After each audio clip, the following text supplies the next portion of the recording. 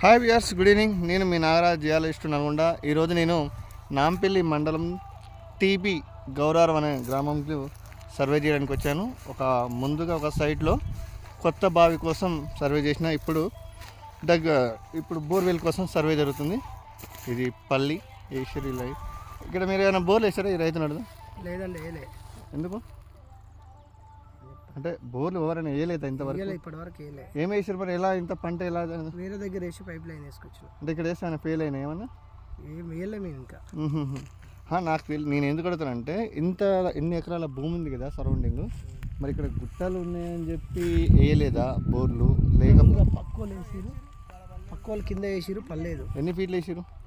వాళ్ళు వేసి 250 ఫీట్లు 300 ఫీట్ వరకు వేసారు. అట్లా అయితే ఇద్దరు వేసారా? ఇద్దరు వేసిరు.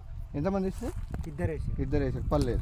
సో వాళ్ళిద్దరు వేసేయడం వల్ల ఫెయిల్ అవడం వల్ల మిగతా వాళ్ళు కూడా ఎవరు వేసినా వేయొద్దని ఆలోచనతో ఉన్నారు అంతే. సో చూసారా, అంటే రైతులు ఏం ఆలోచిస్తారంటే ఏదైనా బోర్ పడితే సక్కగా పలానా బోర్లో రైతు ల్యాండ్ బోర్ పడితే నా బోర్లో కూడా నీళ్ళు ఉంటాయనే ఉద్దేశంతో వేసుకున్నాడు. కానీ 2 బోర్లు ఫెయిల్ అయ్యేసరికి ఇక్కడ ఉన్న ఆలోచన ఏమొచ్చిందంటే బండ చుట్టూ గుట్టలు ఉన్నాయి కదా, మళ్ళీ వేస్తే ఫెయిల్ అయితే అనే ఆలోచనతో వేయలేదు.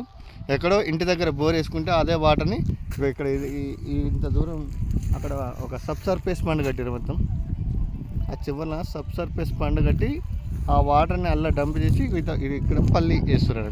సో మనం ఇది ఇప్పుడు జియోఫిజికల్ సర్వే జరుగుతుంది. అక్కడ చూస్తున్నారు కదా, అక్కడ ground water geophysical resistivity survey.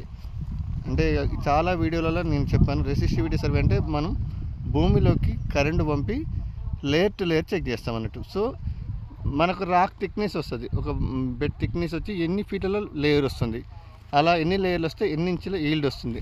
మనం తెలుగులో